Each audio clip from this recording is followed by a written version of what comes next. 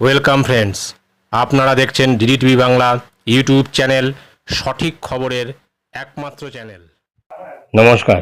এই surplus transfer যে চালু হচ্ছে সেটা আমরা সকলেই জানি এবং রায় সুপ্রিম কোর্ট থেকে যেটা দেওয়া হয়েছে তাতে কিন্তু সমস্ত ডিসিশন কিন্তু রাজ্য সরকারের ওপর ছেড়ে দেওয়া হয়েছে।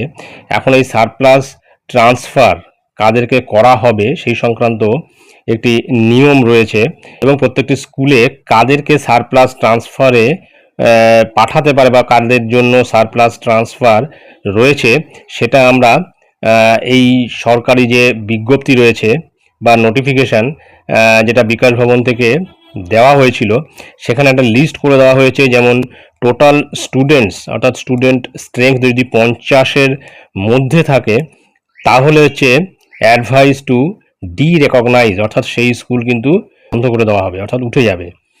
তারপরে যেটা বলা হচ্ছে যে ছাত্রছাত্রীর সংখ্যা যদি নাকি 100 হয় সেক্ষেত্রে 5 জন টিচার সেই স্কুলে থাকবে এবং কোনো HM অর্থাৎ হেড অফ দি ইনস্টিটিউশন বা হেডমাস্টার থাকবে না। সেক্ষেত্রে 2 জন ল্যাঙ্গুয়েজ গ্রুপ, 1 জন সায়েন্স গ্রুপ, 1 জন হিস্ট্রি এবং জিওগ্রাফি গ্রুপের এবং 1 জন ফিজিক্যাল এডুকেশন বা ফিজিক্যাল এবং হেলথ বলে যে সাবজেক্ট আছে সেই সাবজেক্টের জন্য 1 জন টিচার থাকবেন।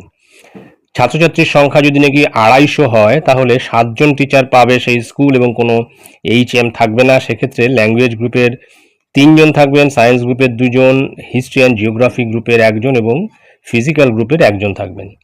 ছাত্রছাত্রীর সংখ্যা যদি নাকি 350 বা তার নিচে থাকে বা 350-র মধ্যে থাকে তাহলে 9 জন টিচার পাবে সেই স্কুল এবং হেডমাস্টার সহ 1 জন হেডমাস্টার থাকবেন। ল্যাঙ্গুয়েজ গ্রুপের 3 জন, সায়েন্স গ্রুপের 3 জন, হিস্ট্রি জিওগ্রাফি গ্রুপের 2 জন এবং ফিজিক্যাল এডুকেশন গ্রুপের 1 জন। ছাত্রছাত্রীর সংখ্যা 400 হলে 11 জন টিচার থাকবেন HM সহ। সেক্ষেত্রে ল্যাঙ্গুয়েজ গ্রুপের 4 জন, সায়েন্স গ্রুপের 3 জন, হিস্ট্রি জিওগ্রাফি গ্রুপের 2 জন এবং ফিজিক্যাল হেলথ গ্রুপের 2 জন। ছাত্রছাত্রীর সংখ্যা যদি নাকি 500 হয় সেক্ষেত্রে 13 জন টিচার সেই স্কুলে থাকবে HM সহ। সেক্ষেত্রে ল্যাঙ্গুয়েজ গ্রুপে 4 জন থাকবেন, সায়েন্স গ্রুপে 4 জন, হেলথ অ্যান্ড জিওগ্রাফি গ্রুপের 3 জন এবং ফিজিক্যাল গ্রুপে 2 জন থাকবেন।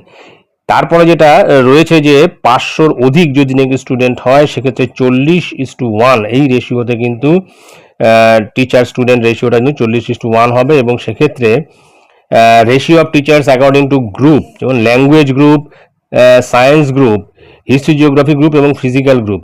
ল্যাঙ্গুয়েজ গ্রুপে 4 জন, সায়েন্স গ্রুপে 4 জন, হিস্ট্রি জিওগ্রাফি গ্রুপের 3 জন এবং ফিজিক্যাল গ্রুপের 2 জন থাকবেন। তো মোদ্দা কথা যেটা বোঝা গেল যে সারপ্লাস ট্রান্সফারের ক্ষেত্রে কিন্তু এই নিয়মটা কিন্তু অবশ্যই মানা হবে বা এই নিয়মটা মেনেই কিন্তু সারপ্লাস ট্রান্সফার করা হবে। মাধ্যমিক গ্রুপের ক্ষেত্রে এই সারপ্লাস ট্রান্সফারটা কিন্তু হবে এবং এক্ষেত্রে এই ক্যাটাগরি বা এই রেশিও অনুযায়ী অধিক টিচার যেটা 40:1 এই রেশিওতে শিক্ষক বা শিক্ষিকার থাকার দরকার তার থেকে যদি অধিক হয়ে যায় তখনই তাদেরকে কিন্তু সারপ্লাস ট্রান্সফারের আওতায় আনা হবে। তো এবারে আপনারা বুঝে নিতে পারবেন যে আপনাদের স্কুলে ছাত্রছাত্রীর সংখ্যা অনুযায়ী তাদের PTR রেশিও কি রয়েছে এবং সেই অনুযায়ী তাদের সারপ্লাস ট্রান্সফার হবে। তো এটাই ছিল গুরুত্বপূর্ণ আপডেট সারপ্লাস ট্রান্সফার সংক্রান্ত যা আমি আপনাদের সঙ্গে শেয়ার করলাম। ধন্যবাদ।